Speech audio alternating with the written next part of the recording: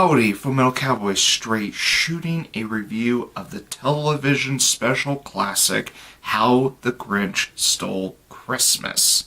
Ever since I was a kid, I loved How the Grinch Stole Christmas. I love the book by Dr. Seuss, I love this television special, and I am familiar with the 2000 film adaptation. More on that in a separate video. But allow me to say this before I even talk about the 2000 film adaptation and the 2018 film adaptation. This is hands down the best adaptation of The Grinch, period. The book by Dr. Seuss is very short, and having a television special that lasts about 25 minutes is plenty enough to adapt the entire book faithfully while also having one artistic liberty by adding something to it. And the only thing the television special adds to The Grinch are the songs. And I'm sure you remember the songs like, "Welcome Christmas, Christmas time is here, and you're a mean one, Mr. Grinch." I loved those songs when I was a kid, and I still love listening to those songs whenever I'm watching How the Grinch Stole Christmas. Now, for a television special that aired in 1966, the animation still holds up pretty well.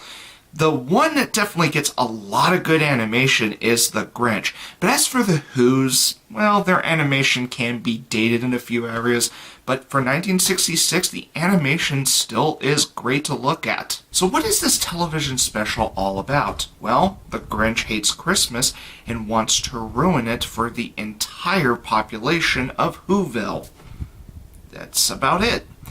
And as the narrator hints, perhaps the Grinch's heart was 2 sizes too small.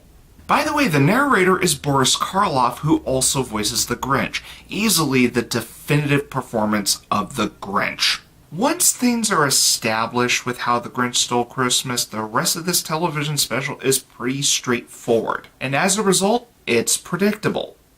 And that should not be a problem with How the Grinch Stole Christmas's case. This is because Dr. Seuss wrote books for children, specifically those that are beginning to read. And if you see me reading Dr. Seuss books, it's not because of personal reading level, it's because I appreciate the artwork.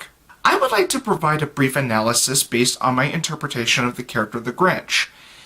As you probably can tell, the Grinch is the only character that stands out as being grumpy, while everyone in Whoville is happy. As I was revisiting this television special, I thought it was critiquing commercialism in Christmas, and I think that would have been a nice little angle for How the Grinch Stole Christmas. But as I was watching more of it, it turns out that the Grinch being grumpy is pretty much representing people who are not happy during Christmas, and there are some people out there that are not really happy during that holiday. With all that said, when it comes to television specials, How the Grinch Stole Christmas is a classic and the best adaptation of Dr. Seuss's classic book. It's also one of my favorite Christmas specials when it comes to television, alongside the Charlie Brown Christmas special. And I'm going to be shooting a 10 out of 10 for How the Grinch Stole Christmas.